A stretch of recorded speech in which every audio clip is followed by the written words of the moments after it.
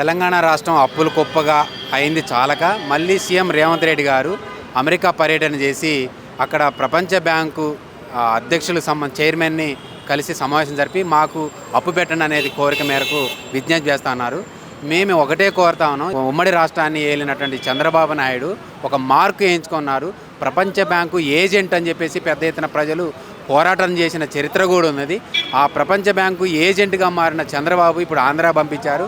మళ్ళీ అదే రీతిన అదే అడుగుజాడల్లో ఆయన తమ్ముడుగా ఆయన అడుగుజాడల్లో ఉన్నటువంటి రేవంత్ రెడ్డి గారు మరి అదే రీతిలో నడుస్తున్నారు. ఇక్కడ అనేక మంది వేల కోట్లలో పడగలెత్తిన వాళ్ళు ఉన్నారు.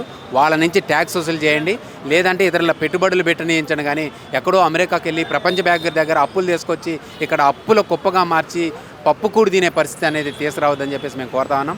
ఎందుకంటే అప్పు చేసి పప్పుకూడు అనేది తీసుకురావద్దు. ఎందుకంటే ప్రపంచ బ్యాంకు షరతులు చాలా దారుణంగా ఉంటాయి. ఇవి ప్రధానంగా ప్రజల మీదనే ఉంటాయి, అది పేదల మీదనే ఉంటాయి. కాబట్టి ఈ ప్రపంచ బ్యాంకు షరతులకి గనక ఈ తెలంగాణ రాష్ట్రాన్ని తాకట్టు పెట్టొద్దని చెప్పేసి విజ్ఞప్తి చేస్తున్నాం. ఇది విజ్ఞప్తి అనేది మరీ పోరాట రూపంగా మార్చొద్దు. ఎందుకంటే తెలంగాణ రాష్ట్రం అనేది ఆత్మగౌరవానికి సంబంధించింది. కాబట్టి ఇక్కడ పేదలు ఉన్నారు, ఆ పేదలు కూడా పోరాటం చేసే వాళ్ళ నాయకత్వంలో కూడా ఉంటారు. కాబట్టి ప్రపంచ బ్యాంకు షరతులతో అప్పులు తీసుకురావద్దని చెప్పేసి కూడా మేము విజ్ఞప్తి చేస్తున్నాం.